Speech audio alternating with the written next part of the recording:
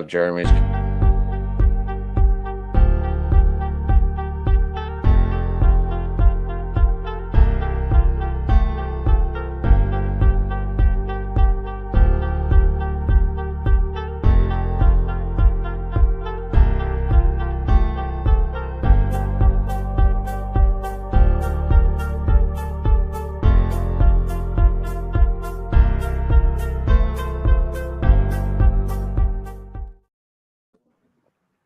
Hello, football nuts. We are doing Super Bowl Open Sports Mic on the Driving to the Top Productions YouTube page. Top right, we got the leader of our motley crew, Adam. Bottom right, we've got Jamie. Bottom left, we've got Jason. And then yours truly with the beignets. That'd be me. I could have done the hockey thing. At the bottom, we got Jason. Hey. At the top, we got Dylan. Hey. And then we have Adam. And then me, Jamie. Hey. Like that. How they do? That's how the hockey players do it when the guy when one of the guys reads the cards in the lineup in the locker room. Gotcha. I knew what you were doing. Anyway, what's going on, boys? How are we doing tonight? Good. How are you doing? I had the day off today because my dog had to go to the vet. I ended up doing 6 freaking things of laundry today. It's almost all folded and put away too. This is strenuous fucking work. I think I would have rather worked. Who would have thought? Adam, Mr. Mom. Wow. Right? Well, when you live by yourself, Jay, you really don't have any other choice. You're okay. Yeah, fair. You're fair call on that one there. Sorry, I've been married for 21 years. And today I learned I have way too much shit. Sell some of it. I don't even know what to do with it. I don't know. Like I thought I cleaned my shit out pretty good the other day by giving stuff to my son who was on his first podcast on Monday with Rich. Talked a little bit of racing, NASCAR, F1, whatever they were doing. They enjoy that stuff. So, good for them. Yeah, so I don't know. I just have way too much shit right now. Hey, Adam, have you considered selling it on eBay?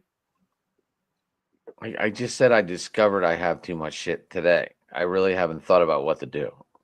I bought it on eBay. Weird Al Yankovic parody.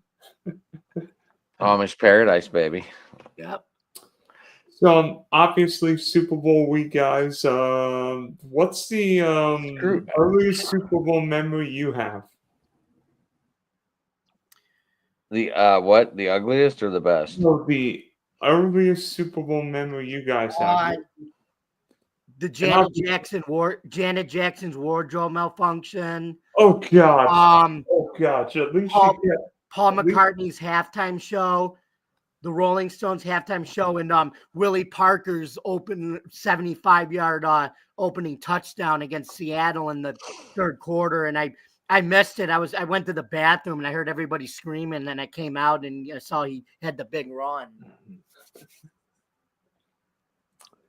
I'm gonna go back to Super Bowl 25, and Jamie, it really pains me to go back to this memory, but I still have vivid memories of Scott Norwood shanking that field goal wide right that gave the New York Giants the 20-19 victory over Buffalo. And I'll tell you, Jamie, I'll be honest with you, Scott Norwood did not deserve the treatment that he got after that missed kick. Nobody should have been treated the way that he was. And actually, I'm even going to go back earlier than that. I can still recall when Joe Montana won his, I think it was his 3rd MVP in the Super Bowl when his 3rd MVP.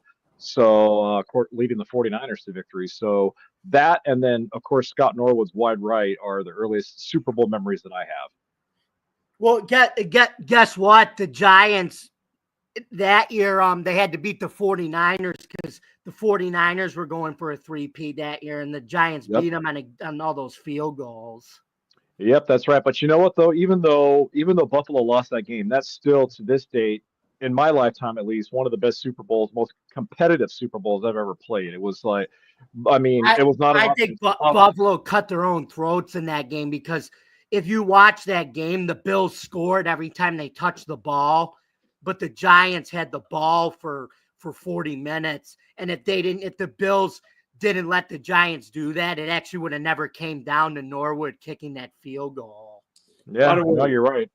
By the way, we all talk about 47-yard field goals as relatively easy. Back in those days, 47-yard field goal was difficult. Plus, the Bills and Giants played on turf, and there was a much bigger difference kicking on turf compared to grass. Actually, but you know what wasn't different though between the 90s and now? Soccer style kickers, because Scott Norwood was a soccer style, Tyler Bass is a soccer style, and like then there was a period of time when they started out with soccer style kickers, then they just went to the straight foot kickers, and now they've kind of gone back to the soccer style. I remember way back when the Denver Broncos used to have a guy named Rich Carlos who used to be a barefoot kicker. He was one of the last of the barefoot kickers. And even when it was like 20 below at Old Mile High Stadium, he still would go out there. He would wear one cleat and one sock, and then on the other foot, his kicking foot, he would not have a cleat or a sock on. Even if it was frigid cold as hell, Rich Carlos would still kick the ball barefoot. Oh, so he was like the Mac Hollins of kicking back then. Yep. No, yeah, he was, and he was very good at it too. He's not going to be a Hall of Famer, but I can still remember when he was last of the barefoot kickers. So I'm like, can you imagine kicking a football in 20 below weather with just a bare foot? Holy hell! Jeez, I think guys were guys though.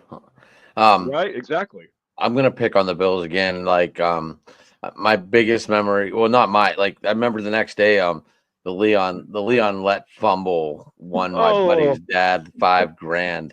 So that was something I'll never forget. How excited he just chased him down and Don Beebe. That was just something in the following morning. I mean, another memory I'm never gonna forget is Larry Brown catching 2 passes from Neil O'Donnell. By the way, Jason, you mentioned Joe Montana's 3rd Super Bowl, or you mentioned that because he said, "Isn't that John Candy in the stands?" That's exactly it. Now, I obviously I wasn't at that Super Bowl, but I still remember watching it on TV, and I can still remember the broadcasters saying, they saw Joe pointing at somebody in the stands, and they were trying to figure out who it was, and they later came back on and they verified from somebody down on the field that he in fact was pointing out John Candy. So the broadcasters found that a little bit amusing, considering that Joe down there was just doing his thing and he saw John Candy and thought that was bigger than the moment itself. So go figure. Speaking of Joe Montana, did you ever see the one where Joe called out to his house from the field? Yeah, no, but that was the incident where he called his wife, right, from the sideline phone. Yeah, yeah, that's right. Yeah, I never saw that game, but I've seen a lot of testimonials about it. And Joe, of course, has been on numerous radio talk shows talking about that moment. So it's pretty funny. Yeah.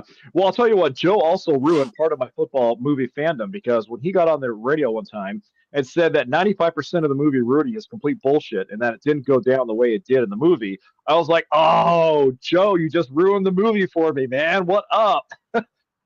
Like, for example, that scene where they all walk into Dan Devine's office and lay all their jerseys out on the desk. Joe was like, no, it didn't go down that way. There were only like maybe 2 or 3 guys who went into his office and said, look, Rudy needs to play. Aside from that, the whole team didn't go in there and drop their jerseys on Dan Devine's desk. I was like, Joe, you ruined the moment, buddy. It's a movie. It's entertainment.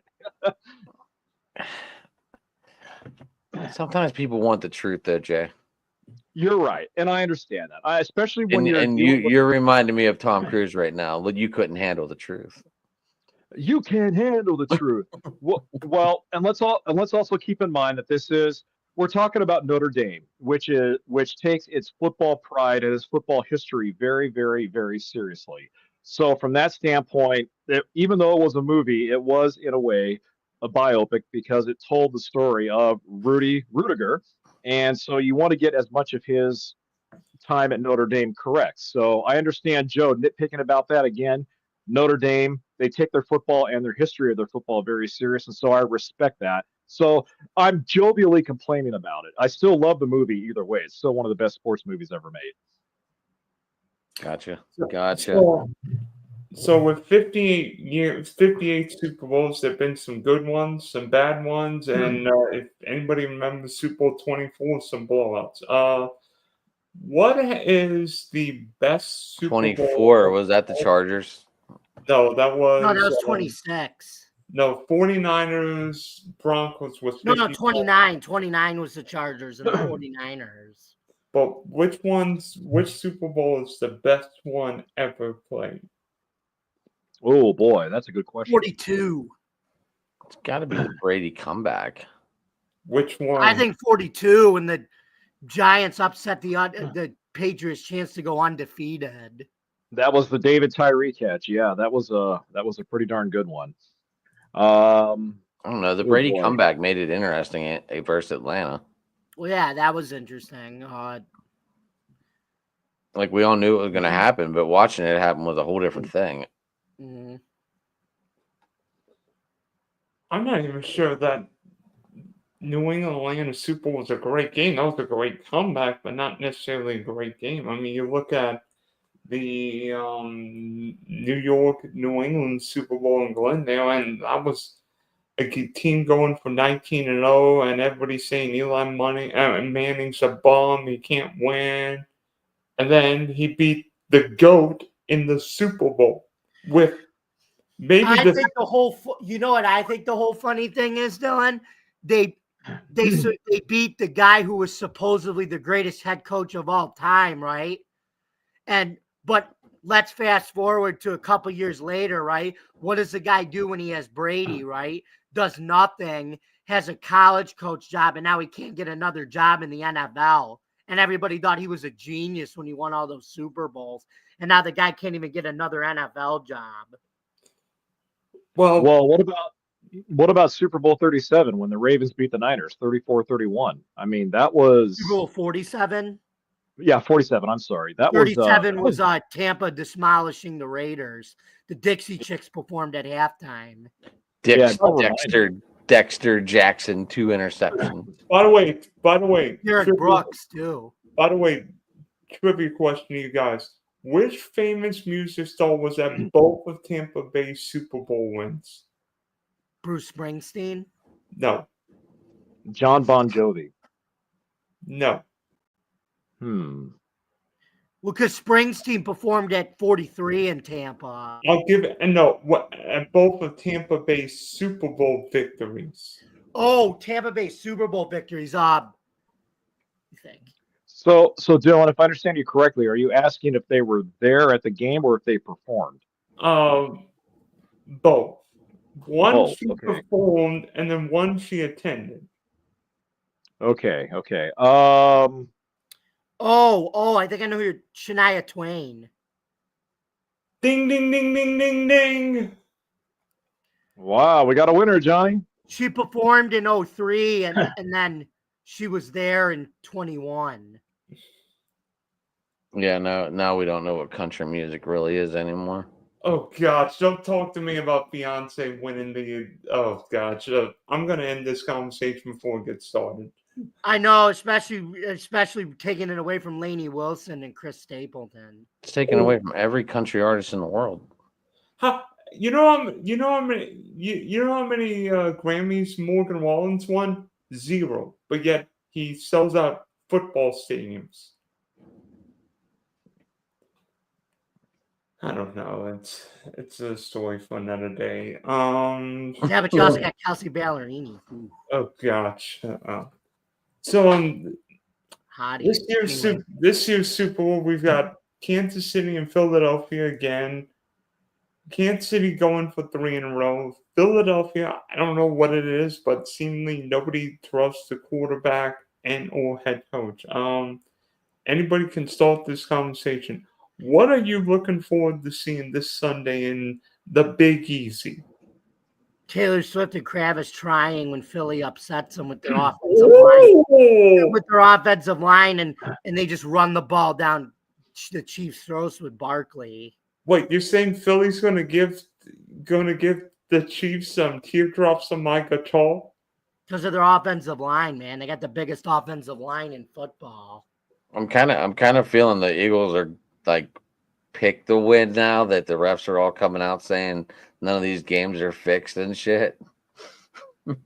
I feel that this is taking a toll on these refs this week. Yeah, sure. And piss runs uphill. We'll see what happens come game time.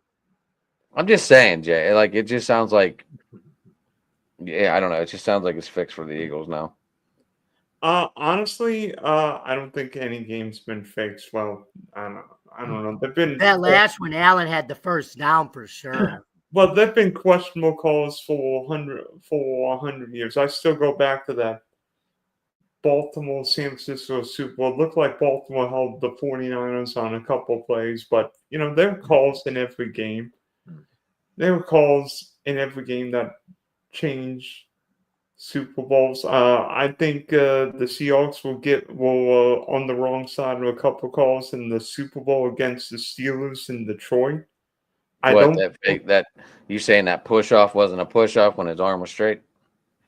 And when Seattle got to the 1 yard line, when Clark Higgins was offside, everybody in the stadium could see Higgins was offside. And I was at a Super Bowl party with a bunch of Steelers, and I knew and I felt confident Higgins was offside. Calls are going to be missed everywhere. It doesn't matter.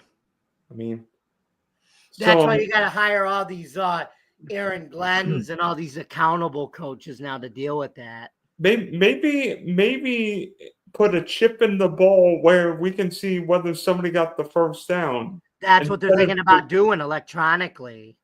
Well, that's what happened the last time. Wouldn't that be another USFL steal? Exactly, boy. Yeah. Well, the thing is that they already use modern day electronics to determine where you get a first down and how you get the first down. So, but then again, we saw that system didn't clearly work out for Josh Allen. So, who's to say that the football method will be any better? I mean, there's going to be flaws if they decide to institute it, but yeah, but the electronic one they use in the UFL, it's fast and it's transparent and makes the call right away. Is it also like a Nickelodeon broadcast where they drop like a bucket of goo on you or something if you get a first down or you score a touchdown? I hate those Nickelodeon broadcasts. Freaking Nickelodeon, man. Is Myles Garrett leaving Cleveland, boys? I don't know who's going to take that salary, though. It's a big contract somebody's going to be taking. I saw something about like I don't know how real it was, but someone said the Cowboys, Dak Prescott, Micah Parsons, 2 draft picks for Myles Garrett. No, I was joking with Gabby. Real. That's definitely a rumor. I was joking with Gabby. I said Tomlin for Garrett straight up.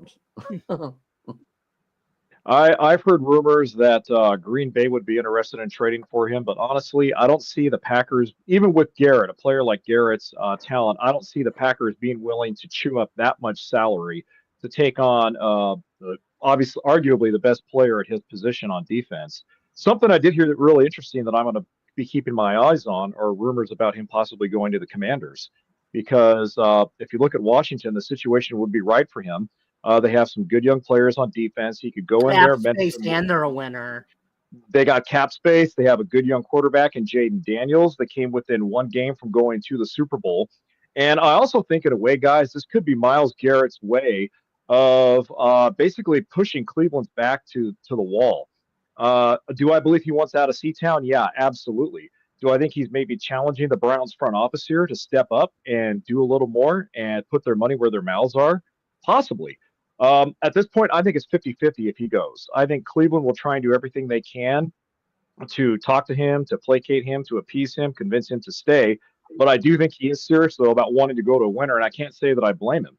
I mean, he's been in the league now for over 5-6 years, and the Browns went to the playoffs, not this past season, but last year, and obviously they got trounced. So he's been to the postseason. He knows what it tastes like, and he wants to get higher. And from that standpoint, you can't blame him for wanting to go to another organization that, quite frankly, is better run than the Browns are. And there are a lot of other teams that have a better run organization than the Browns do at this point.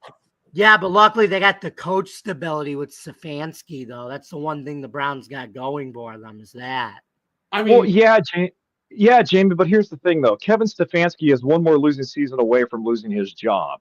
Okay, I really believe that. Coaches in this day and age, they have very little breathing space. And if you don't believe me, talk to John Gruden. If you don't believe me, talk to Pete Carroll. If you don't believe me, talk to Sean McVay, whose job was on the line heading into this season.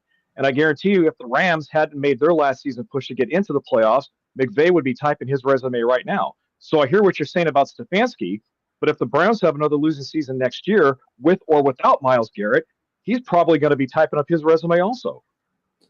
Well, I'll tell you this. If it's me, why don't the Green Bay Packers look at Myles Garrett? I mean, Green Bay needs a pass rusher. Jason just talked about it, Dylan. Well, we need a pass rusher, but honestly, Dylan, that would mean having to replace either Isaiah McDuffie, Quay Walker, or Edgerrin Cooper. And quite frankly, I love those three guys. Those are three talented young linebackers. And also, when I look at just the dynamics of the Green Bay defense, while Myles Garrett would fit in well with what we do defensively there, again, he would push out one of those young kids, and I don't know if that would work. So I hear what you're saying. I like where you're going with that, but I just don't see him being a good fit for Green Bay for what they're trying to do there. I thought Myles Garrett would be like the final piece for a Super Bowl team, but well, if you're equating him to like a la Reggie White, yeah, potentially he could be. He's that disruptive of a defensive force. I would much rather they get more of a disruptive player on the offensive side of the ball, somebody like T. Higgins. But I mean, that's another conversation for another day. One more. Where would T. Higgins find? I'm sorry. Name the team that T. Higgins plays for this coming season. I am going to go out on a limb here, and I'm going to say he plays for the Baltimore Ravens. I think the Ravens will find a way to pluck him out of Cincy, and I think they will give Lamar Jackson a veteran, down the field, deep playmaker. I think he goes to Baltimore. I think the Ravens find a way to make it done, or to get it done. I'm sorry. That's just a really, really out there pre-early season bold prediction. Depends but then what do you do with Derrick Henry, though? That's the thing. Well, he's entering his age 30 year. The Ravens aren't going to give him long-term money with the wear and tear he has on his body, even though he's still playing the position at a Pro Bowl Hall of Fame caliber level. He is getting to that age for most running backs where they do start to wear down. All the pounding takes a toll, and I don't see the Ravens really giving him much. Matt would be the better guy to ask because he's the Ravens guru. He knows more about the Ravens than we do, but that's just me guessing here. Or Rav, yeah. So, but yeah, and honestly, Dylan, I could even going bolder here. I could see T. Higgins even landed in Jacksonville. I'll say that just right now. You're only saying that because of the Trevor Clemson connection. Okay, yes, you're right. You got me on that one. I mean, I'd be happy with T. Higgins, and we don't have to draft. See him land in San Francisco. By the way, the Ravens don't have a lot of cap room and don't really go after wide receivers. I don't see Baltimore as a force. Jamie, where do you see T. Higgins going? The Patriots, because because they have $120 million in it doesn't matter. No one wants to play with there. a young quarterback, and the fact is, like I said, I think the money that they could pay T. Higgins isn't gonna. They're still gonna have a ton of cap space left over after that. I think people are going to play. I think people are more going to be apt in playing in New England because they've got the coach, they've got the quarterback back. They just need a guy there, and T. Higgins. Just an outside the box thought here. What about the Raiders? I mean, Tom Brady has already. No, seriously, Tom Brady has already swung for the fences in hiring Pete Carroll, an established name out there with street cred. He's already swung for the fences and bringing in John Spytek, who was noted for his player development and his evaluation of talent in Tampa. And Chip Kelly. As offensive coordinator. I mean, why not T go to the Raiders? Tom should hit a grand slam and I think T would be a good fit for the Raiders considering they have so many needs at so many positions on that football team. They have 92 million in cap space. So I mean, and no state income tax. Yeah, that's right. No state income tax, and then they don't have to worry We about might the have that Devontae everywhere. Adams. We're gonna have that everywhere in a couple days anyway. That's no national, not state. But anyway, let's move on. Well, Anyway, I think T. Higgins. I think T. Higgins is going to the AFC West, but he's going to LA. So, as Arnold Schwarzenegger would say, "Oh, Dodgers, go!" Arnold Schwarzenegger, go Chargers, go. Yep. go Chargers, go! Do it now. That's when he was governor. Yep. Yep. Anyway. And I miss Arnold as governor. I do too. I never thought I'd hear anyone say that. Well, you just heard it right here, right now, Adam. I miss Arnold as governor. I'm staying out of this. I'm staying out of Don't be a goalie man, Adam. Jay, we've talked about this offline. We have, but we're going to keep it offline. This is for sports only. So Speaking of bias shit, Jay, we talked about this last night. So this umpire whose friends buddies bets gets thrown out of baseball for life. Shohei Ohtani's guy right beside him does not get Ohtani thrown out of baseball for life. This makes no sense whatsoever at all. And I don't care what anyone says. This makes no sense.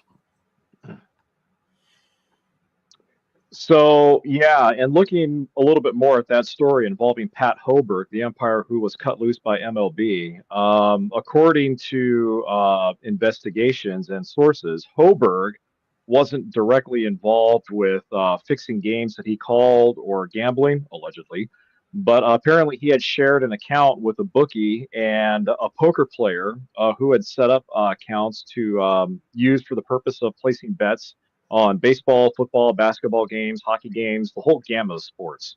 And again, the reason why Hoberg got bounced is because he shared the account with these idiots. And according to MLB rules, you cannot do that, which to me is extremely hypocritical because Major League Baseball, like every other professional sport, has openly embraced gambling as a form of revenue generation. But yet they go out and they tell these guys, yeah, you guys can go ahead and gamble. Oh, but wait, you still can't gamble. You can't do this. And Adam's right. Because it's for fans, not for players and umps. That's the difference. Well, but they have a broad definition too, Jamie. And Adam's right. There's a little bit of a double standard going on here as far as Shohei is concerned, because Shohei's situation is almost very similar. Ipe or Ippon or Nippon or whatever his name was or is shared an account with Shohei Ohtani. Shohei gave him permission to use his account to place bets on baseball games specifically. So Adam brings up a good point. I mean, they basically fired Pat Hoberg for the exact same thing or similar thing that Shohei's buddy got nailed for. So it does make you wonder if this is now going to open up Pandora's box too, as far as reopening the investigation into Shohei Ohtani. I don't think they will. I think nothing happens to Shohei, but stranger things have happened. I made sure I called Jay right away on that one last night as he was cleaning up shit from his dog who shit like 8 times on the walk. I was. It's like if I had a nickel for every time my dog took a shit and took a piss in my neighborhood, I'd be the wealthiest man in Fresno, California. I seriously would. What are your boys' thoughts on that?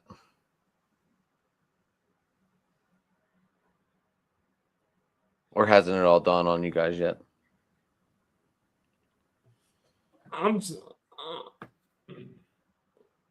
Oh, wait. Eagles stopped the three-peat before. They can do it again. Well, actually, New England won the year before and after, but yeah, because in the year before was Carolina or was Denver. That's why. Wow, that sure did kill that conversation because you boys don't know what to say about it. Yeah.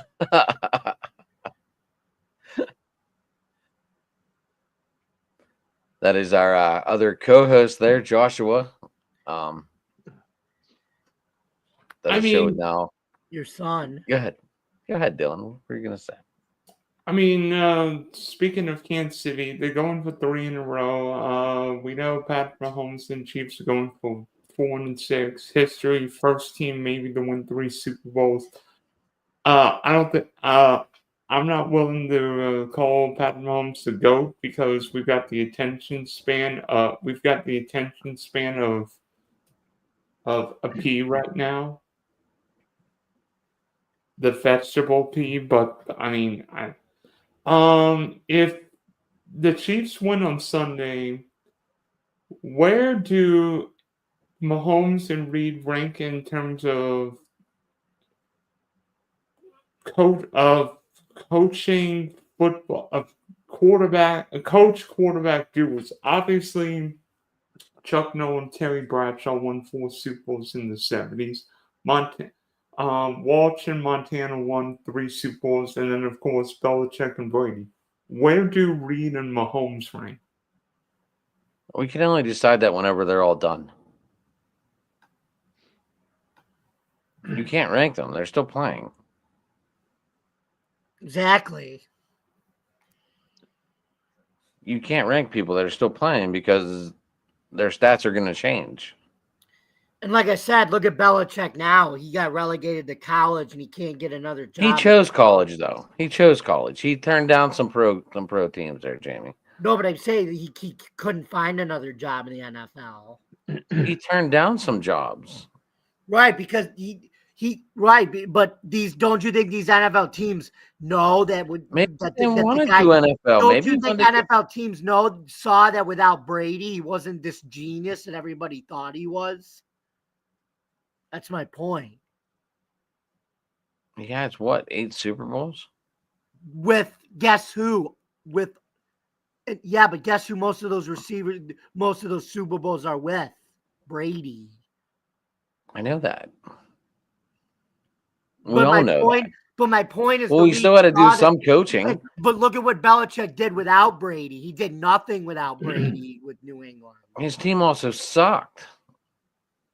Right, but is he right? But think about it. That means, is he really this genius? Because why did other teams not hire him then? Because they know he's nothing. He was nothing without Brady. You know, Dylan, I've heard similar conversations in the professional media about whether or not Andy Reid and Patrick Mahomes are already the most prolific quarterback coach tandem in the history of the NFL. And you know, I mean, while they're still active in their careers, you can definitely make an argument for them being on that list. But I think Adam kind of brings up a good point. You know, history remembers these guys after they played, not when they played. And so, you know, I'm kind of with Adam in this one. I want to wait and see when Reid finally agrees to hang it up, when Patrick Mahomes does agree to hang it up, regardless of how many Super Bowl wins they have or don't have. I think we'll be in a better position to judge where everybody deserves to be ranked and who truly was the best. I'm Dylan. I'm not saying you're wrong. I'm just saying that my opinion lines up with Adam's here. It's based on what you think. It's based on what you feel. So if you feel like Reid and Mahomes deserve to be already among the best in history, then hey, that's awesome. That's great. You know, that's your opinion. Right. Yeah, I'm not what I want to see how many what happens. You know, with Reid and Mahomes, could one win without the other? I mean, I've got here's an interesting question. Would Andy Reid have the same success if Lamar Jackson, Josh Allen, or Joe Burrow was quarterback? Ooh, that's a good question. Hard to say. I think he would. I think he'd be close. Come on, Josh. We're not. Come on, Josh. We have to include the refs. Oh, give me a break. So, oh gosh. Hey, if you want to talk refs, then why don't you get into this stream? Because he has school in the morning, and his mom would kick my ass. Oh. So with Philadelphia, I feel like Nick Sirianni is always underappreciated. You know, his first press conference didn't go well. I mean, how 2020, the 23 season ended with that humiliating playoff loss in Tampa. But maybe Nick Sirianni fits in Philadelphia because Philadelphia demands everything. It is a tough town. If you don't play well, Philadelphia sports fans will let you have it.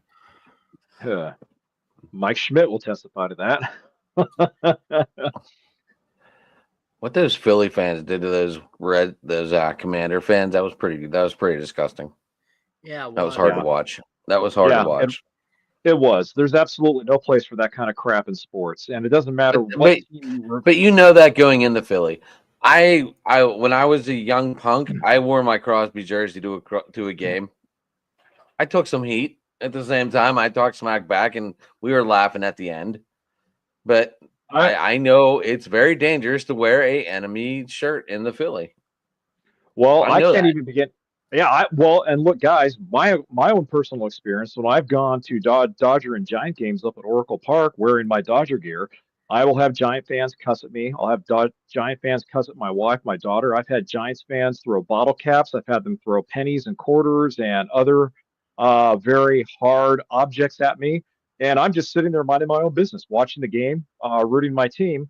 And again, they will say stuff at me. They will throw stuff at me. So, it comes with the territory. You got to know that when you walk into the other team's stadium wearing your gear, you're not going to get a warm welcome. No, not at all. And you're not supposed to. You're not supposed to. It's representing your home. It's a whole different ballgame. Right? What is it like with What is it like with Jaguar fans, Dylan? How do Jaguar fans? Oh man, I don't even have a link. I can attest. Most people probably hanging out by the pool, and I know when the 49ers came here last year, there were a ton of 49er fans there, and it pissed me off. I know when the Steelers have played, there's Steeler fans. Heck, when Green Bay's playing Jacksonville, there are Packer fans everywhere. I mean, it happens. I mean, dude, the Steelers love playing at Tampa Bay. In my head, we have two of our longest interception returns for touchdowns in that stadium. One is the Super Bowl with Harrison, and the other one was Brett Kiesel. How does Brett Kiesel get an interception? He got 70. He took one back to the house, 75 yards. With Gus Johnson on the mic. And Brett Kiesel still donned the best beard of any player in the history of the NFL, I might add. Wait, did you just say Gus Johnson? Oh my God! Down the sideline, Stokely. Wow! Deion Sanders. Ha ha! Are you kidding me? Now he does college. Joel Klatt. Jay, you gotta resign your Facebook page too. It's almost out. I did it just before I logged on, my friend. All right, cool. Yeah, thanks. By the way, speaking of Tom Brady, he's going to be doing the Super Bowl of Gotch. That's going to be. Oh Lord. I shit you not. We're gonna hear 85% of the broadcast about Tom reflecting on what he did in this game and what he did in that game. Well, when I played in the Super Bowl, this and this and that and that, I remember running this Collins where suck quarterbacks' dicks. Yeah, I know. It's just like, oh great. The NFL couldn't have lined this up. How many more times does Brady need to get his butt kissed by this damn fucking league? Pardon my French. We just want to say hi, Aaron. We saw you before the show. Said hi. We want to say hi. EA and Carissa like Tom Brady. I know. We don't know who you are, but I think Josh is popping in here, guys. He said, Dad, send me that damn link.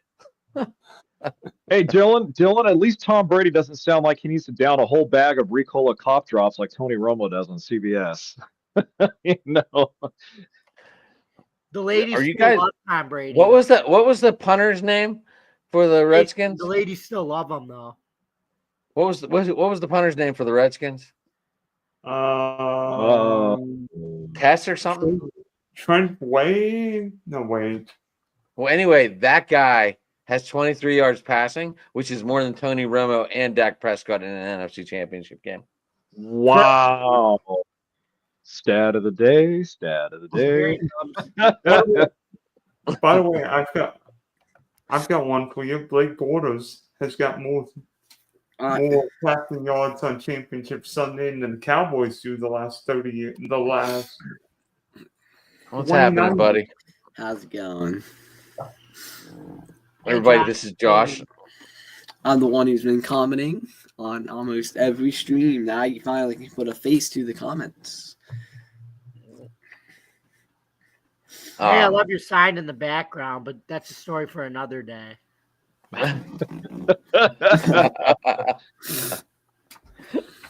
Oh, by the way, I'm not going to mention who became Attorney General tonight, but if you're on the that was this afternoon, Dylan, and she should have never got that far into it of the debate. It should have been a slam dunk, but politics are for another day. But yeah, Pam Bondi got the nomination today and got cleared. Yeah, from the great state of Florida, my friends. Yeah. So, Josh, who's your team? I'm the Steelers and I don't know the Bills. Josh Allen. I mean, well, you're talking to the right guy right there, Jamie Malloy. Bills, he's our Bills guy. I've got an interesting question. We talk about guys who won Super Bowls, playing Super Bowls. Who's the best NFL player, past or present, not to play in a Super Bowl? And by the way, Barry Sanders. You can't go. It's got to be 81, right? It's got to be 81 for the Lions. What about Barry Sanders? Yeah, Megatron didn't play in the Super Bowl. Barry Sanders. I mean, those are the two that stuck out really fast. Warren Moon, probably. Warren Moon. I'm also, now that you're mentioning former Houston Oilers, Jamie, I'm going back even further. I'm going to say big old number 34, Earl Campbell. Earl Campbell, one of the greatest running backs ever. He never played in the Super Bowl. And Randall Cunningham. Randall Cunningham of the Eagles, too. Wow. How about Dante Culpepper? Yeah. No. No.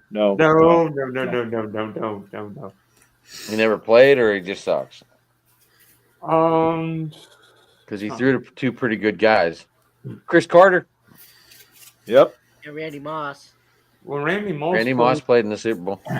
Two. No, why do you not say Dante Culpepper, Jason? Why do I not say Dante Culpepper? Yeah. The reason I say Dante Culpepper is because when he left and went to the Miami Dolphins, that was the infamous offseason where the Dolphins decided the boating incident, baby. Yeah. Should they go with Drew Brees? Should they go with Dante Culpepper? And I think Jamie. So there was a reason why the Dolphins didn't sign Drew Brees.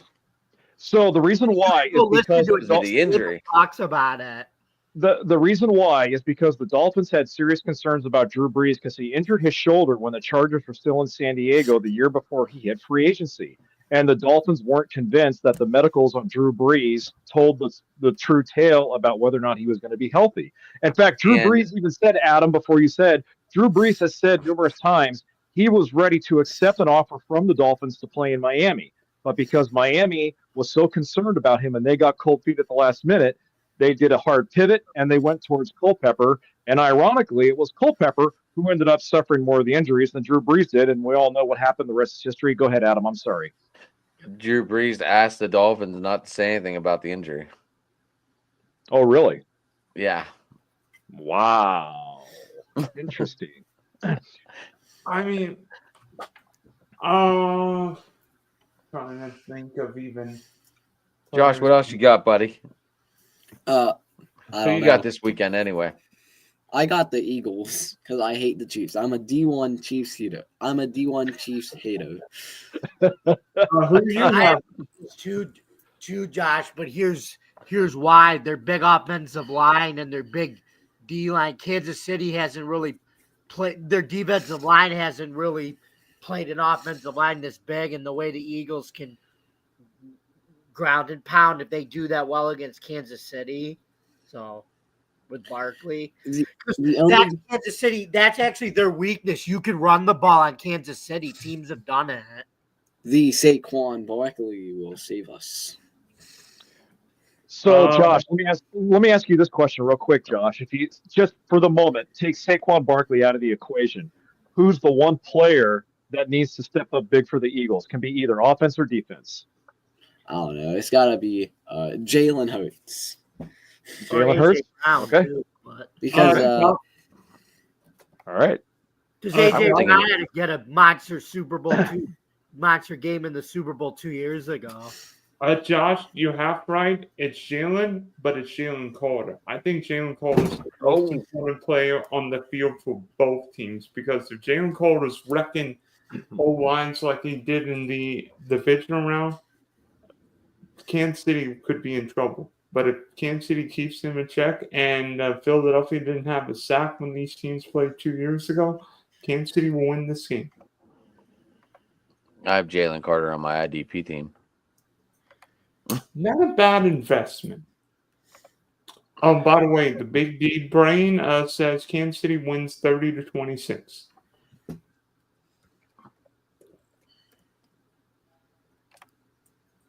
Who? The Big D Brain. Oh.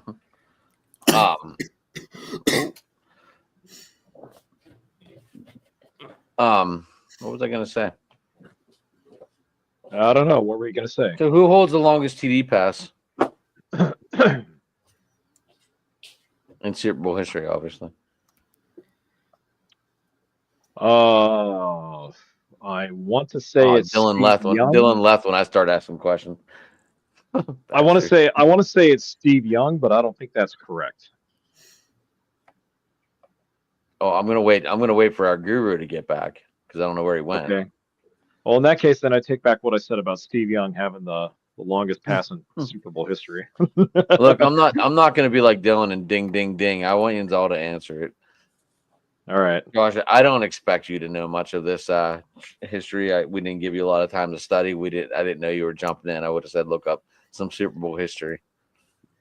I didn't know I was jumping in either. I only jumped in because I made that comment, and Dylan's like, what did Dylan say? Like, if you want to talk about the refs, hop in you. So I did. So go ahead, talk about the refs while Dylan's gone. I don't know. I mean, Jamie knows the refs short end them. I do. They should have got that first down. Absolutely, man. Slam dunk. Ugh. And that Jamie, guess what else we're never gonna get? Apparently Lindsay Mopard, that was her last day was today. Yeah, I know, but I know, but what is she looking for work now, or she got more time to do a podcast? I mean, I don't know. How do we get? I don't know. It didn't say what she was doing. So Dylan, here was the question: who has the longest TD pass in Super Bowl history? Jake Delhomme to Muhsin Muhammad, Super Bowl 38.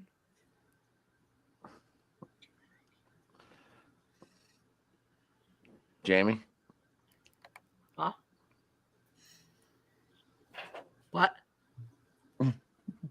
Well, it was a trivia question. It's the longest Super Bowl longest touchdown pass in Super Bowl history. Longest touchdown pass in Super Bowl history. Who had it? Let me think.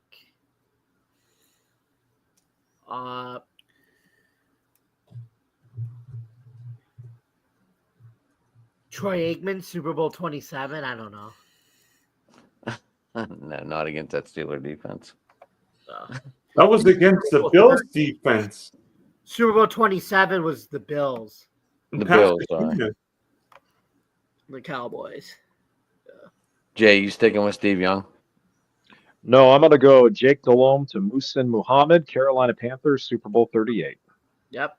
You guys, cheaters. I love it. Yes, I admit I Googled the damn thing when Dylan was away, so sue my ass. So which player has the most rushing yards total in Super Bowl history? Ooh. I'm going to say Otis Anderson, New York Giants. You mean in a single game or career wise in the Career wise. Oh, career. Okay, not Otis Anderson then, sorry. And I won't Google the shit this time, all right? Sorry. I'll fucking Josh, guess. you can because you're I've got a really good guess. I think it's one or two guys. who are you thinking? Either Franco Harris or Terrell Davis. Jamie?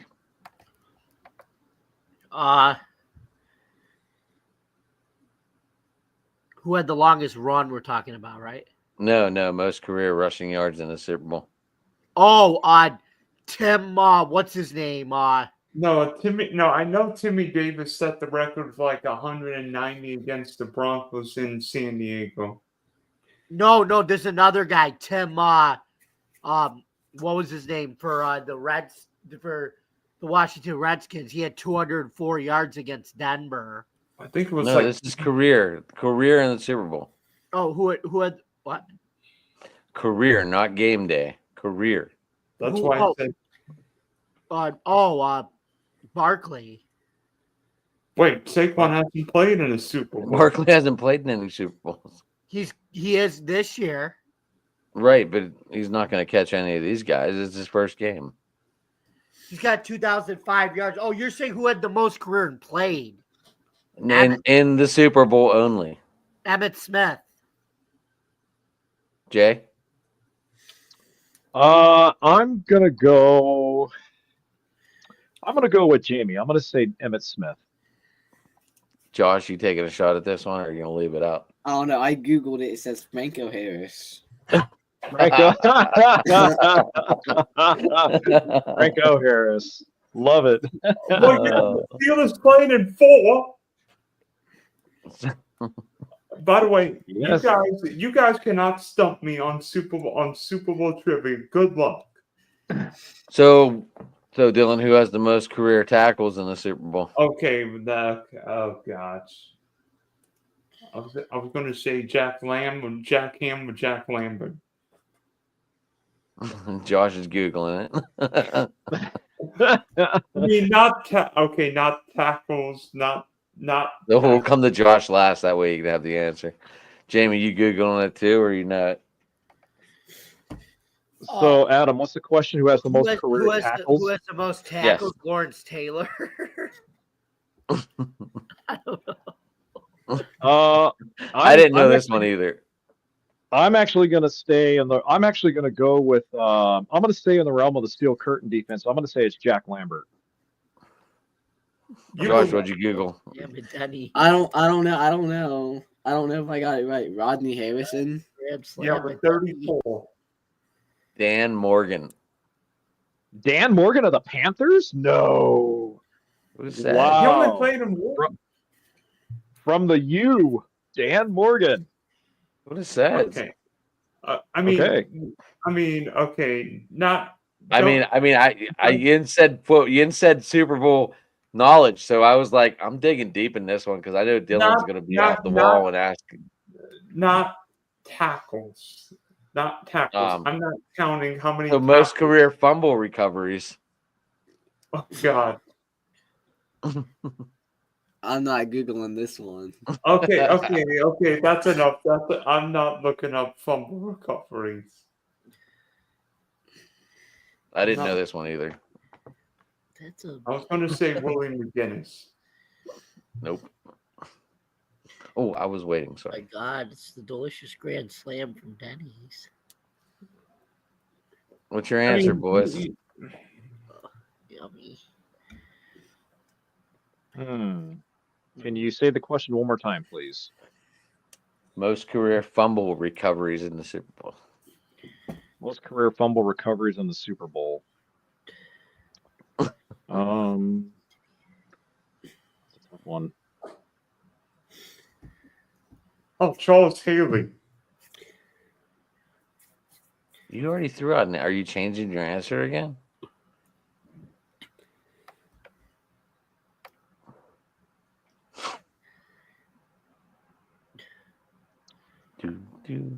Anything?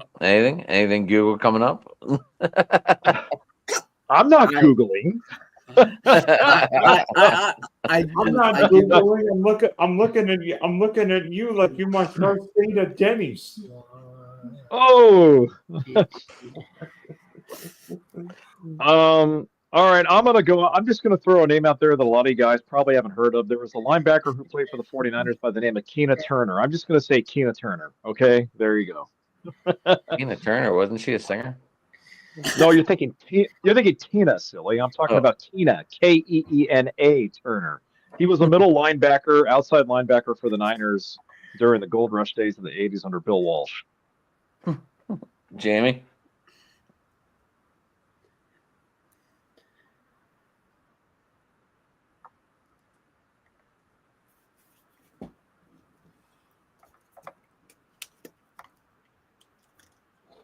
I can't believe we're looking at fumble recoveries in Super Bowl history. Come on, Jamie. You know you want to say Richard Dent.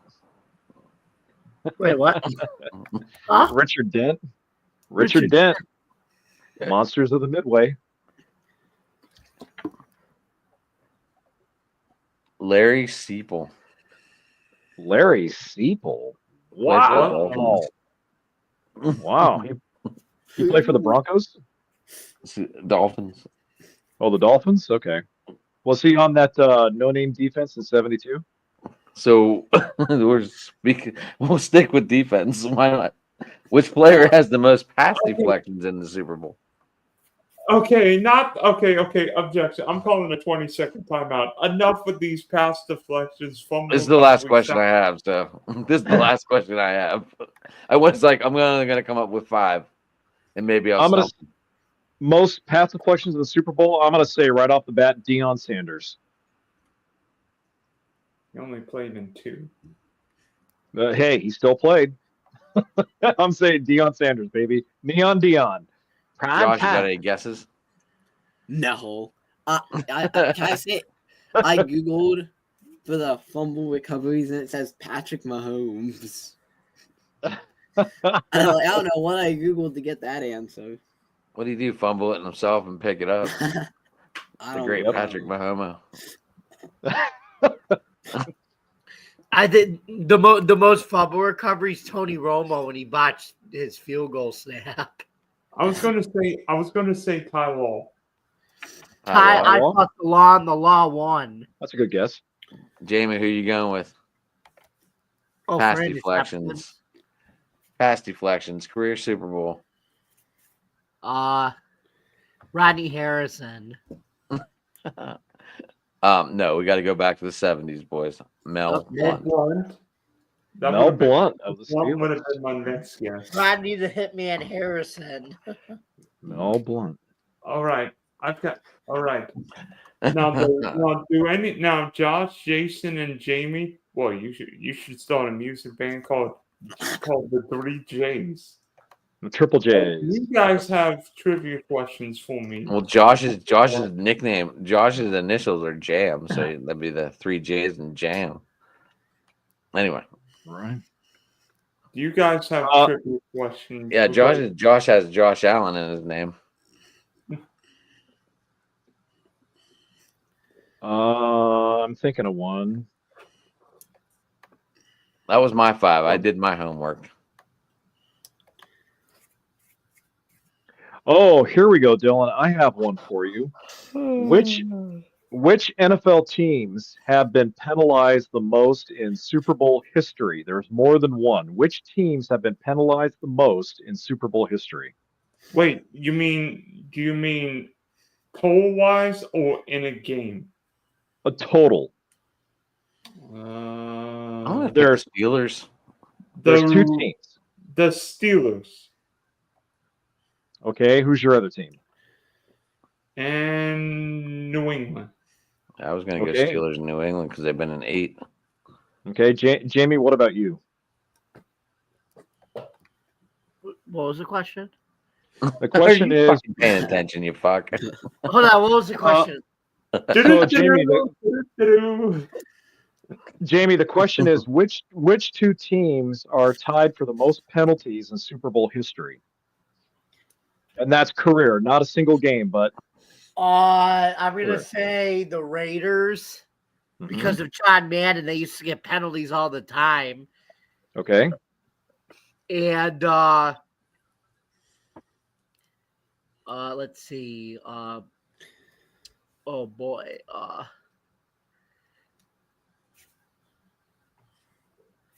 So I said the Raiders, obviously, and then Mhm. what other team got the most Hmm. penalties? Let's see. And they're both Mhm. tied with the same number. Okay, so the If it's the other team, Raiders and let's see, the Broncos. I don't know. Okay. What about you, Josh? Any I guesses? don't know. I got the Patriots and the Mhm. Packers. Okay, so Jamie actually got one of the teams correct. The two teams that are tied for the most penalties in Super Bowl history are the Cowboys and the Broncos, with 20 each, and those games were Super Bowl 12 I should have and said the Super Cowboys Bowl because 37. the Cowboys have always been the most penalized team. Even now, nobody else on the field but the Cowboys. Yeah, my mom So always so says that. so Why yeah, I the didn't say Cowboys and the Cowboys, man. I should have said the Cowboys. Cowboys and the Broncos both tied with 20 penalties all time in Super Bowl history. Oh my god, I feel so bad. That was a tough one. That was a tough one. That was a toughie duffy. what Yep. the heck kind of questions are these? These are dumber questions than Questions that don't fit your narrative, Dylan. Yeah, they don't fit your narrative. We're against your narrative today. We're thinking outside. We're thinking outside of Dylan's thought processing. Okay, so Dylan, let's flip this around. What questions would you like us to ask you? Yeah, not what stuff do you know not- so we can look like dumbasses? not Yeah. questions like who's committed the most penalties or who's got the most fumble recoveries in the Super Bowl. Hey! Don't be making fun of the questions. You're the one that brought up. You even brought up this category.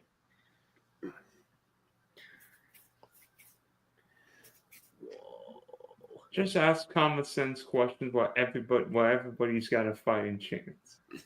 Everyone's got a can I- fighting chance with all these questions. Can I ask a question? Yeah, go ahead. Yes, go ahead. Sir. Who's got the most career sacks in the Super Bowl? Here we go. Oh, most career, that's a good one. How That's a good far one. back do I have to go, John? I don't know. I don't know the answer. I just thought of a question that popped in my head. Oh, We'll Google it up real quick and find an Yeah. answer, Josh. Yeah. We'll sit here and talk about the answer.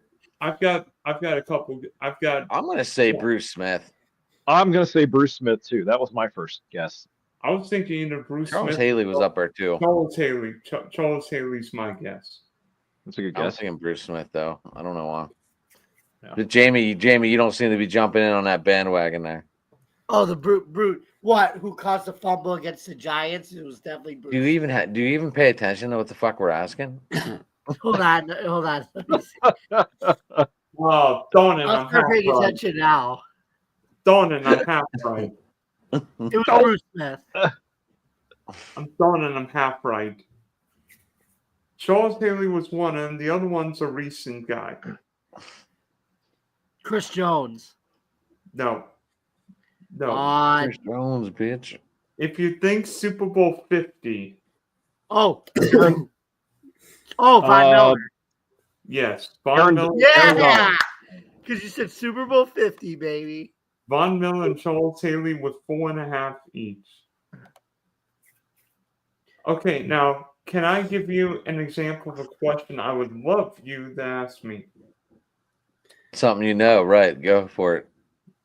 Let me think. Was he one of the greatest players in the Super Bowl? That is a Super Bowl jersey, by the way. Hines Ward.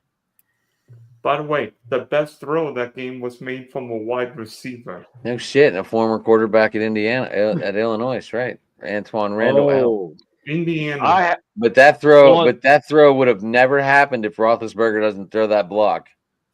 right? Ben Hamburger. Yep. That throw doesn't happen if Roethlisberger doesn't throw that block. All right, Jamie. I'm sorry, Dylan. I got a great question here for you. You ready for this one? Yep. All right. Which quarterback has the fewest passing yards as a starter in Super Bowl history? And I'll give you 2 hints on this one. Number one, you have to go back to the mid 1980s to figure this one out. And number two, he played for an AFC team. Tony Eason? Yep. Bingo! Tony Eason. Yep. Yeah, By the way, he Tony threw. Eason was benched in that game. Yep, What'd you say? Tony Eason threw for 0 yards in Super Bowl 20 against the Bears. Who was benched in that game? Tony Eason was benched because the Bears kicked the crap out of him. Yep. And Steve Grogan replaced him, didn't he? Yep. Yes. Yep. Number 14. Yep. Don't know any of this shit today. Tulsi. By the way, how about the 83 draft? John Elway went 1. The Chiefs took Todd Blackledge. Then Buffalo took Jim Kelly. New England took Tony Eason. The Jets took Ken O'Brien from California Davis. And then Miami took some guy named Dan Marino. Who got overlooked on all the draft because of his knees. Really, it was his partying. My favorite player in the history of football, Dan Marino. Still my favorite player of all time. I have this Pitt jersey and his Dolphins jersey. Nice. I only have his Dolphins jersey, not his Pitt I am jersey. trying to get his Central Catholic jersey. Oh, Nice. By the way, who did the Steelers draft in 1983? Doesn't matter. He didn't do shit. Was it Mark Malone, maybe? I'll give you a hint. He ended up paralyzed.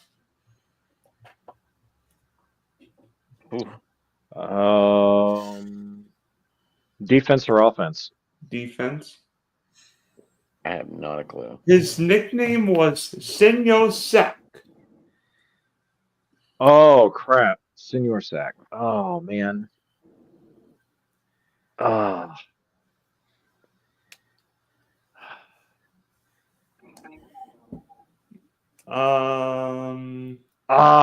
sorry. I'm drawing a complete blank. I thought I knew, but Gabriel Rivera. Oh, Gabriel Rivera. Okay. With the Steelers' first-round pick in 1983, ended up in a car crash, paralyzed, and career done.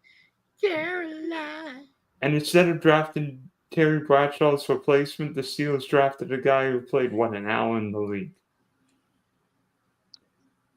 I remember the last 2 Miami Dolphins first-round draft picks before Dan Marino. They took a guy named Eric Kumaro and a guy named John Bosa. And if John Bosa's name sounds familiar, that's because he is the father of Nick and Joey Bosa. Joey, yep. Yep.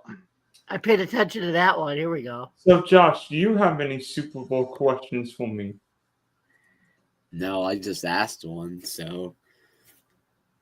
Jamie, do you have any Super Bowl trivia questions for me? Yeah, I have one. Yeah, I have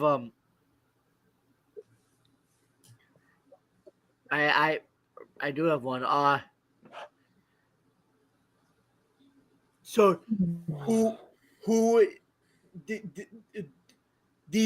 okay, so we already know the Buffalo Bills were 0-4 in the Super Bowl, right?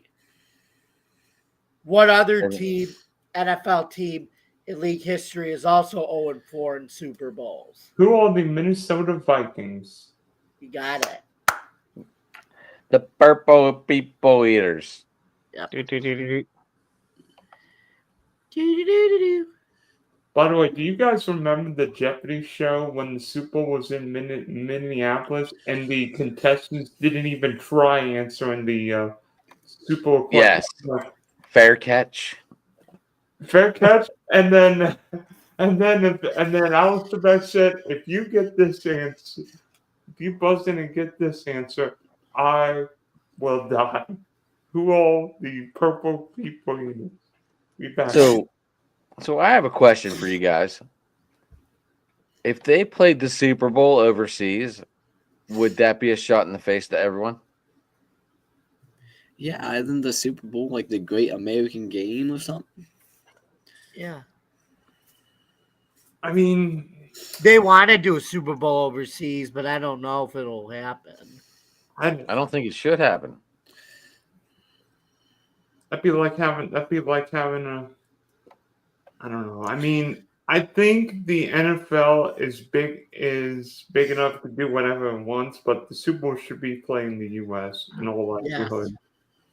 That'd be like having the. I mean, who knows? Maybe Champions League could be in New York, but I don't think the Super Bowl should be in London. I mean, if teams are going to fly to London, why not just have the game in Seattle for all we know? Or Buffalo. Dylan, did you see your owner's yacht pulled up to New Orleans today? Yes. That thing is massive. Did anyone else see this yacht? It's got a pickleboard game on it. It's got a basketball court. It's got 2 swimming pools. It's got a gym, a yoga room. It sleeps 12 comfortably. Sounds like it could sleep probably 300 comfortably with all the room it has on it. Yeah, that's the yacht I'm bringing. Yeah, that's the yacht I'm getting when I'm Elon Musk someday. $360 million yacht. Jay, did you see the yacht? No, I didn't see the yacht. What I'm wondering is, tell Shad Khan to toss around some of that money to make his football team better. Dylan, come on, man. Use your fan influence. Let's go. Well, Sean's spending money on the stadium. Okay, but he clearly has enough wealth to where he can still spend some on players. Oh, by the way, firing Trent Baalke was the best move the Jaguars could have made, by the way. I'm glad to see that they got rid of Trent Baalke. I wish we would have done it earlier, then we could have gotten Vrabel. Yeah, right. Well, could have been, should have been, would have been. Sorry, Dylan. That's another question. What do you guys think of Megatron going to Chicago to be the wide receivers coach? I like it.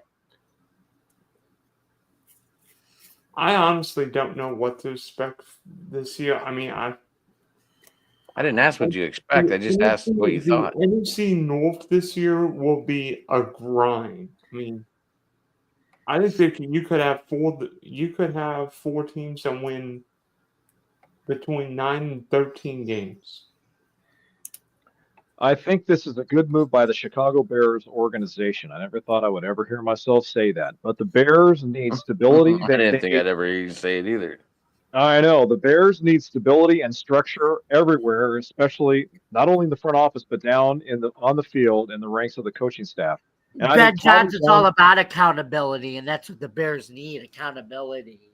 Well, where I'm going, Jamie, with this is that Calvin Johnson, if you want a guy who is going to teach young receivers how to play the position and not just catching the football, teaching them how to play with the intricacies of the position, how to now in this day and age, granted, you can't push off of defenders as much as you used to, but Calvin knows the ins and outs of that position about as well as anybody who's ever played it. So I think this was a good hire by Chicago. It brings credibility to their coaching staff, and it's really, I think, going to benefit. I think it's going to benefit Caleb Williams too, because it will help Caleb get on par with his receivers. And even though I'm still not sold entirely on Caleb Williams being the answer, just like Adam isn't, a good hire by the Bears. They need stability in that coaching staff. They got a good guy to teach their receivers. They got a Hall of Famer for crying out loud. So, yeah, good move by Chicago. Yeah.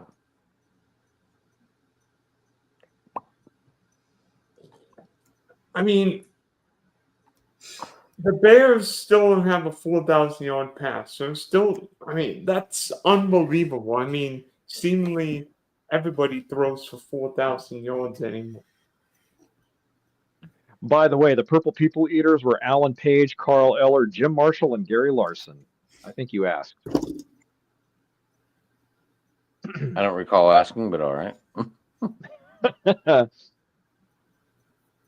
What do you guys think about Kellen Moore? Do you think after the Super Bowl he's going to become the next head coach of the Saints? The Yes. Saints hire someone?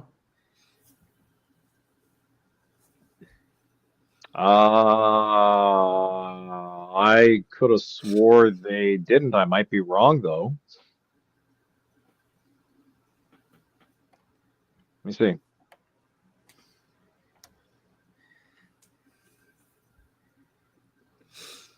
Did the Saints hire a head coach? Yeah, I'm Googling this shit. I know. I hear you typing. As of February 3rd, 2025, the New Orleans Saints are expected to hire Kellen Moore as their next head coach. According to ESPN's Adam Schefter, he said that Moore is the Saints' top target and will likely become their head coach barring any setbacks. Interesting.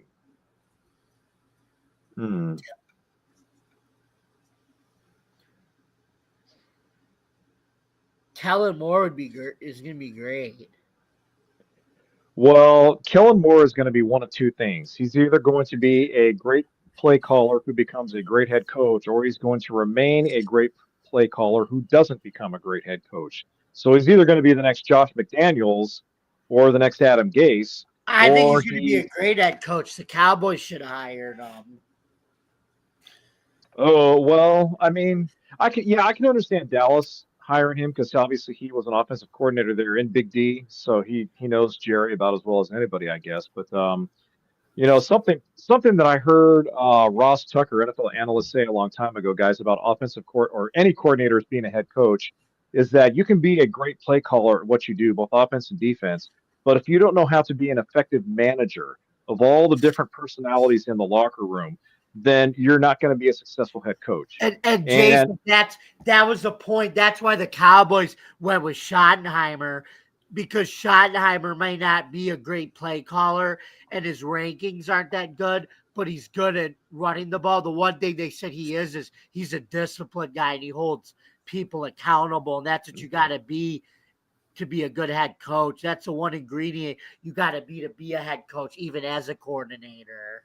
And see, when I look at Kellen Moore, I see a guy who is just a play caller. I don't see a guy who's fiery, who's intense. I don't see a guy who's ready to get up into the grill of his players after they fumble a ball or after his quarterback throws an interception. Kellen just seems like he just comes across as being a really laid back guy.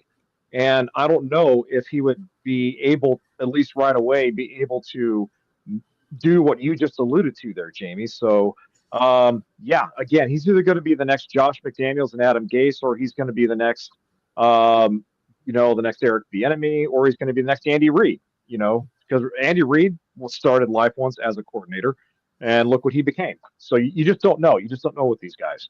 A lot of them are wired differently than others.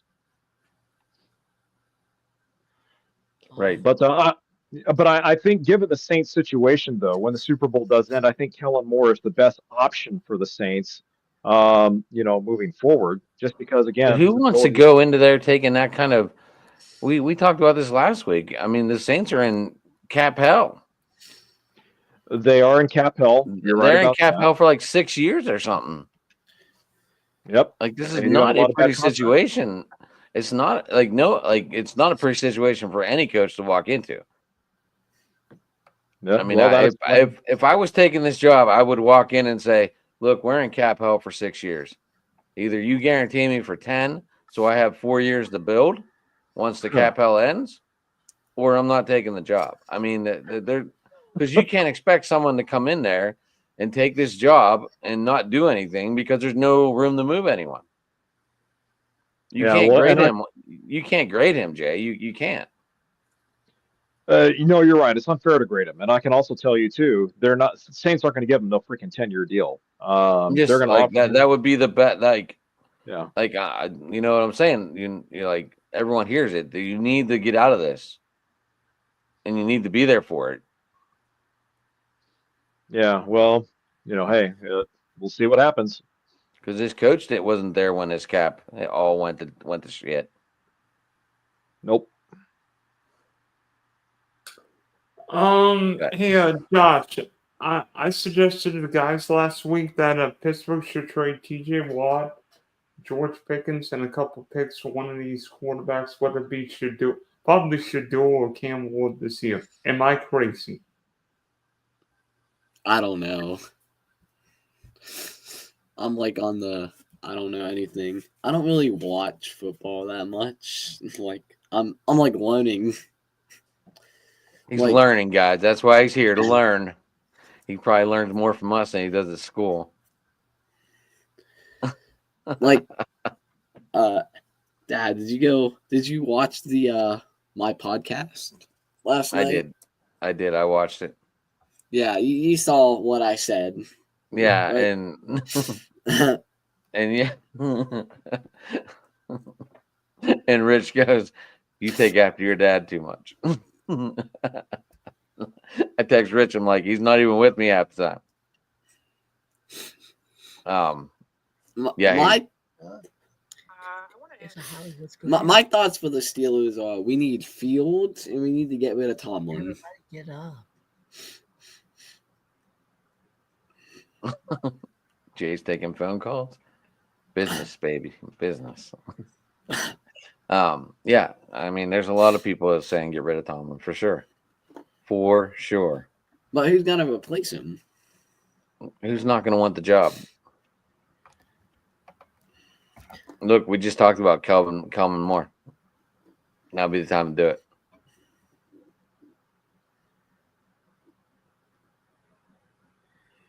Everything good down there, buddy?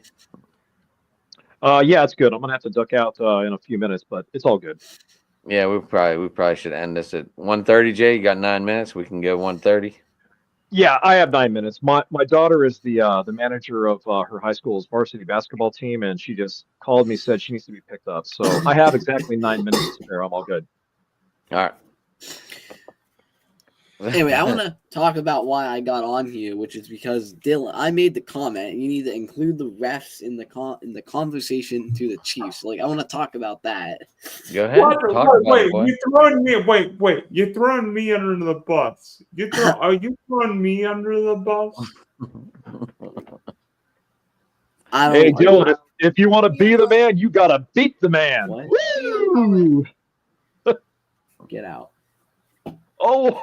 Okay, well, Mama should be quiet when you go downstairs tomorrow because she's sick Okay. and Brayden's sleeping down there.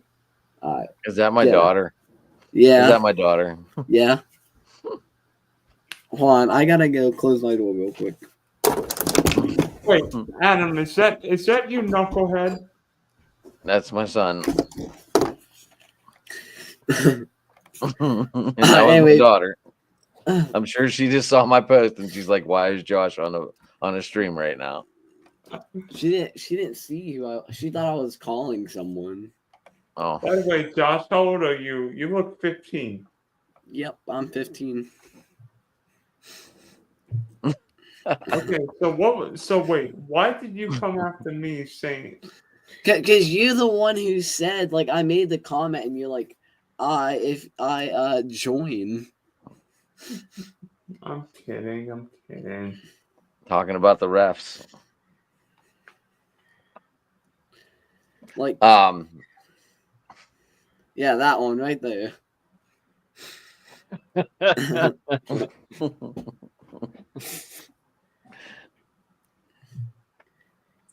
You know, like if we want to talk about the Chiefs making it to the Super Bowl, we gotta bring in the refs. Like they get MVP. Well, I mean, when the Steelers played the Seahawks in Detroit, I think the Steelers got a couple of calls going their way. the Seahawks had a couple of calls go their way too. I mean, Wait, I don't. you mean the Fail Mary, right? I mean, it happens every game. It really does. I mean, mean, everyone talks about it, but it was still 21-7. They still won by 2 touchdowns.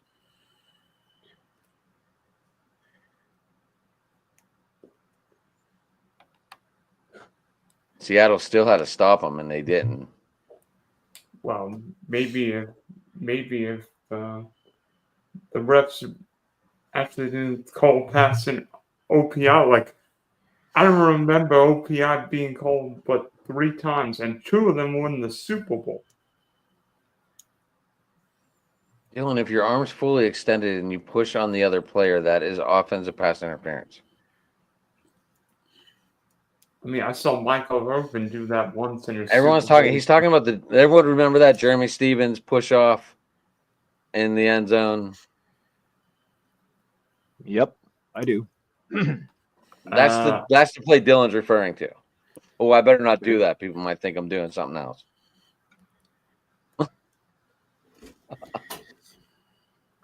Oh Are man. you gonna be on the bus tomorrow? Yes, ma'am. He will. Yes, ma'am. Josh will be on the bus. She can't hear you. Caleb, please get out of here.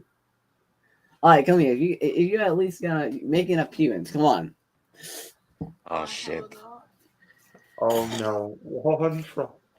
Just answer the question. What? Are you gonna be on the bus tomorrow? Yes, I am. I thought you had an academic club thing. Oh, in the morning I'm gonna be on the bus, but not in the. Okay, bye. I'll have a fun time being gay with your friends.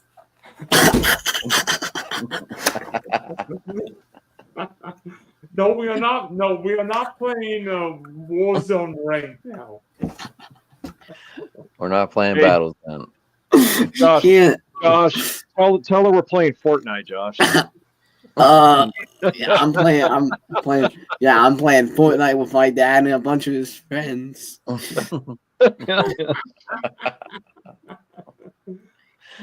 This is apparently gone to the OK Corral now. Huh? Yeah, I'm on a podcast. You are? Yeah. Come here. Oh no, man. Tell Kaylin I said hi. All right. Well, for once I'm not. Well, for once I'm not the youngest one here. No, you're not the youngest one. Jamie, who's younger? You or Jamie? I'm younger than Dylan. And I've got 2 degrees and going for a third now. But anyway, boys, Jay has to go. Why don't we say how we can get a hold of us, and we'll call it a night for Open Sports Mike tonight. And Jamie, when are you kicking baseball off soon?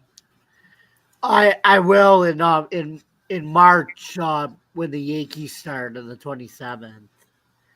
And then but don't forget we still have to do the UFL show with Evan. Yeah, I thought Evan would have been here tonight. We would have been able to talk to him about it. Yeah. Yeah, we need it. Yeah. But anyway, Josh, since you don't have any social media, that's probably the smartest thing. Hey, I have social media. You follow me. How do people get Oh, Snap. That's it. Oh, I think Instagram too, right? Yeah. Never mind. All right, Josh does have some social media. Oh no, I'm thinking I downloaded an X too. Uh-oh.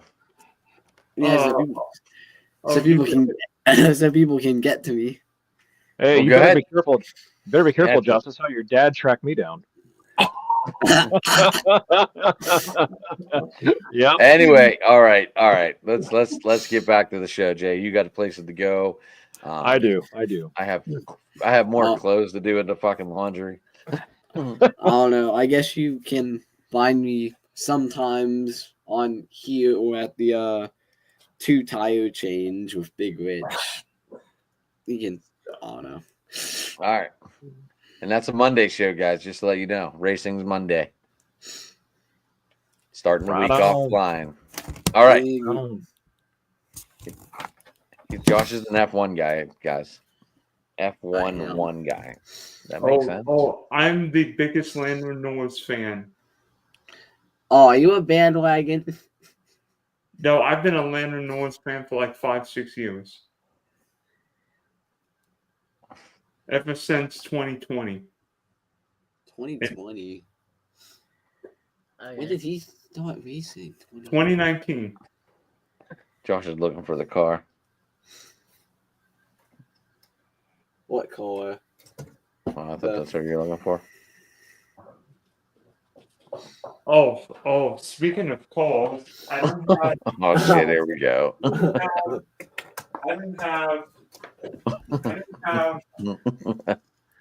I don't have the money for McLaren, so I can only drive B. Here we go.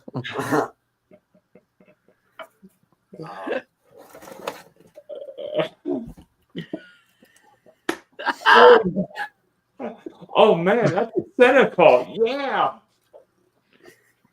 I had to pull it out. Like Chris Smooth used to say back in the day, ha ha. YouTuber. Anyway, I'm checking out, guys. You can follow me on X/Twitter at Dodger Jason. As always, it's a pleasure being on the show. Open mic night with you, Adam, everybody else, and Josh. Do what your dad tells you. Do your homework. Go to bed, and yeah, Eat your listen to your carrots. parents, all right? So, yeah, eat your carrots. There you go. I'm not in charge. At ONS Sports One, Spunky Spectrum Sports YouTube page, I will have a super recap. Hopefully, if it doesn't go 8 overtimes this Sunday night, and let's get ready to rumble, boys. Eat your beignets in the Big Easy. Jamie.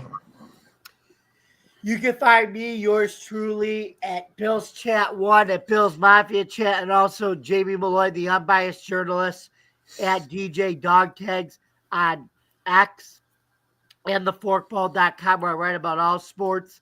Thank you guys very much for listening. Don't forget to subscribe to our YouTube channel, like, comment, ring the bell for notifications.